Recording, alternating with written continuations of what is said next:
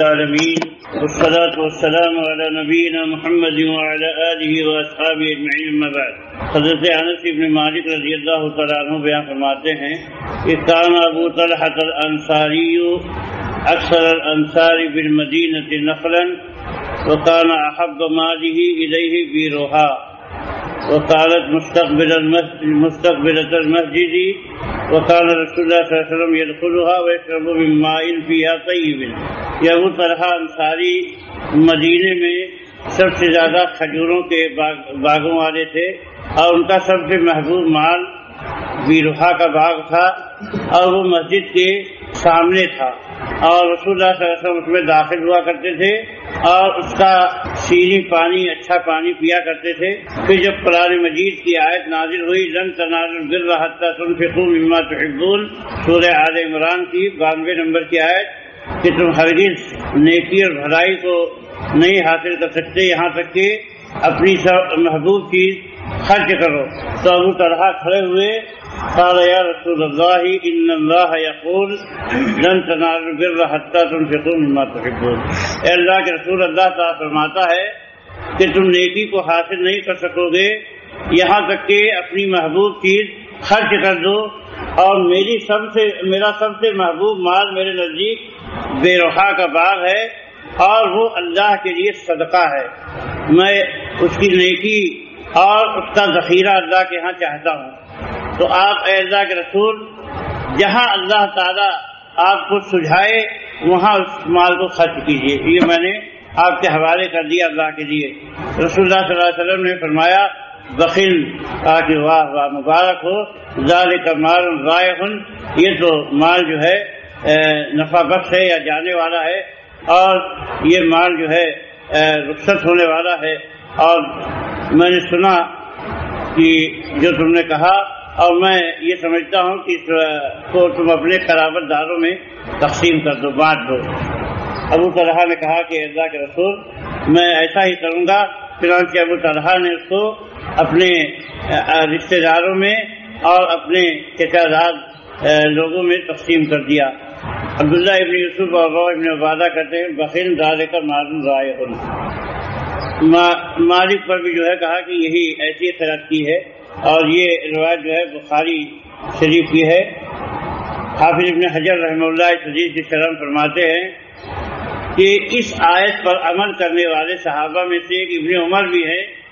چنانچہ بزار نے اپنے سند سے روایت کیا ہے کہ حضرت ابن عمر رضی اللہ تعالیٰ عنہ نے اس آیت کو پڑھا تو کہا کہ میں نے مرجانہ سے زیادہ محبوب اپنے نزدیک کسی چیز کو نہیں پایا، اور مرجانہ ان کی ایک رومی لونڈی تھی، تو میں نے ان کو اللہ کے لیے آزاد کر دیا، اور اگر میری عادت یہ نہ ہوتی کہ میں جس چیز کو دے دیتا ہوں پھر اس کو واپس نہیں لیتا تو میں ان سے شادی کر دیتا، تاکہ اتنی محبوب لونڈی تھی۔ لیکن اللہ کی اس آیت کو سننے کے بعد اور الحمدللہ میرے سامنے جو یہ چیز آئی تو میں نے اس کو اللہ کے لیے آزاد کر دیا۔ امام قرطبی رحمہ اللہ لن تنالوا البر حتى تنفقوا مما تحبون اس تفسیر میں فرماتے ہیں کہ رسول اللہ صلی اللہ علیہ وسلم کے صحابہ نے اس خطاب سے یہی سمجھا ہے کہ آیت جب نازل ہوئی تو اس کے علاوہ کوئی بات انہوں نے سمجھی کہ اللہ کی راہ میں جو ہے مال خرچ کر دیا جائے۔ کیا آپ دیکھتے نہیں کہ ابو طلحہ نے جب آیت کو سنا تو اس بات کی ضرورت نہیں محسوس کی انہوں کہ رک جائیں یہاں تک کہ اس کا بیان آ جائے جو اللہ تعالیٰ کو مقصود ہے کہ اس کے بندے جو ہے کتنا خرچ کریں، کہاں سے خرچ کریں، دوسری آیت میں یا سنت کا بیان کر دے۔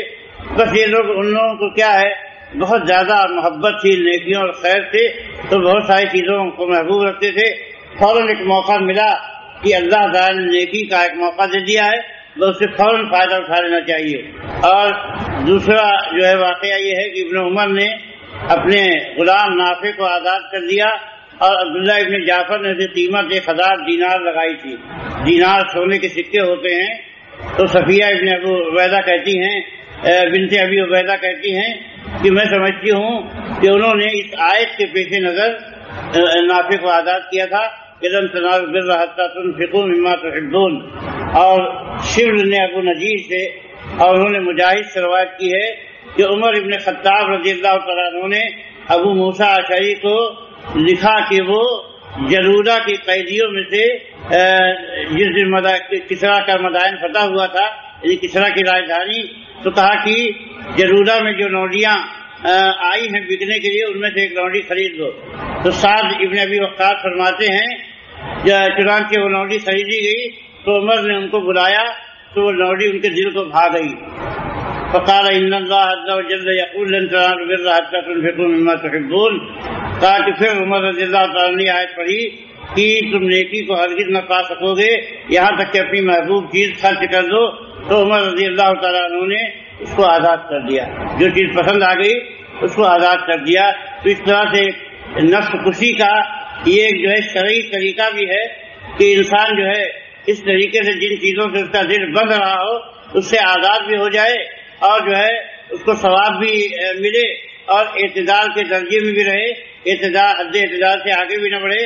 اور ثوری نے روایت کیا ہے کہ ان کو یہ خبر پہنچی ہے کہ ربیع بن خثیم کی ام ولد یعنی لونڈی نے کہا کہ جب ان کے پاس کوئی مانگنے والا آتا تو مجھ سے کہتے تھے کہ اے فلانا سائل کو، مانگنے والے کو شکر دے دو، اس لیے کہ ربیع کو شکر بہت پسند ہے۔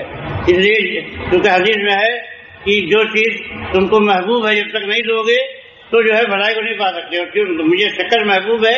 یا دوسری بھی حدیث ہے کہ لا یؤمن احدکم حتی یحب لاخیہ ما یحب لنفسہ، کہ آدمی اس وقت تک جو ہے مومن نہیں ہو سکتا ہے جب تک کہ اپنے بھائی کے لیے بھی وہی چیز پسند نہ کرے جو اپنے لیے کرتا ہے۔ تو سفیان فرماتے ہیں کہ انہوں نے لن تنالوا البر حتی تنفقوا مما تحبون آیت کے پیش نظر ایسا کیا ہے۔ اور ایسے ہی عمر ابن عبدالعزیز سے بھی مروی ہے کہ وہ جو ہے شکر کی بوریاں خرید کر صدقہ کرتے تھے۔ ان سے کہا گیا کہ بھائی قیمت صدقہ کر دیجئے، یہ بوریاں کیوں خریدنے جاتے ہیں؟ کہا اس لیے کہ شکر مجھے بہت محبوب ہے تو میں چاہتا ہوں کہ جو چیز مجھے محبوب ہے اس کو خرچ کروں اللہ کی راہ میں۔ تو اور حسن جو ہے اس کی تفسیر فرماتے ہیں انکم لن تنالوا ما تحبون، کہ تم جن چیزوں کو محبوب رکھتے ہو انہیں نہیں پا سکو گے مگر جو ہے ان چیزوں کے الا بترک ما تشتہون، مگر ان چیزوں کے ترک سے جن کی تمہیں اشتہا اور چاہت ہوتی ہے۔ ولا تدركون ما تؤملون الا بالصبر على ما تكرهون، اور جس چیز کی تمہیں امید ہے تم اس کو نہیں پا سکتے ہو مگر جو چیزیں تمہیں ناپسندیدہ ہیں ان پر صبر کر کے۔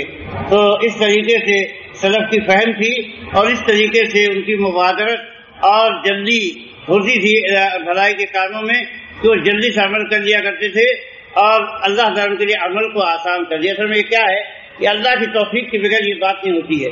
اللہ جن کو محبوب رکھتا ہے ان کے لیے نیکیاں کرنا بہت آسان کر دیتا ہے، ایک دم آسان ہو جاتی، اور جس کے ساتھ یہ معاملہ نہیں ہوتا ہے اس کے لیے نیکیاں بہت بھاری بہت مشکل کام ہو جاتی ہیں۔ اس لیے آپ دیکھو گے کہ بہت سارے لوگ ایسے ہیں کہ لاکھوں لاکھ جو ہے خرچ کر دیتے ہیں اور ذرہ برابر بھی ان کو جو ہے جھجک نہیں ہوتی ہے، اور کچھ لوگ لاکھوں کروڑوں بلکہ اربوں کے مالک ہو کر ہزاروں خرچ کرنا ان کے لیے بہت بھاری ہوتا ہے۔ یہ بے توفیقی ہے اللہ تعالیٰ کی طرف سے۔ تو جس کو توفیق ملتی ہے سمجھ لو اللہ جس کو محبوب رکھتا ہے اس کو نیکیوں کی توفیق دیتا ہے۔ اس لیے صحابہ کو ہر پہلو سے نیکیوں کی بڑی توفیق تھی۔ ان کی نمازیں دیکھ لو، ان کے روزے، ان کے صدقات، ان کا جہاد، ان کا علم حاصل کرنا، علم کی نشر و نشاط، دعوت و تبلیغ کا کام، ہر معاملے میں آپ دیکھیں گے کہ اللہ کی توفیق سے مالا مال تھے۔ اللہ تعالیٰ ہمیں بھی اپنی توفیق سے نوازے، نیکی اور خیر کی توفیق عطا فرمائے، برائی اور شر سے دور رکھے۔ اقول قولی ھذا واستغفر اللہ لی ولکم ولسائر المسلمین من کل ذنب، وصلی اللہ تعالی علی نبینا محمد۔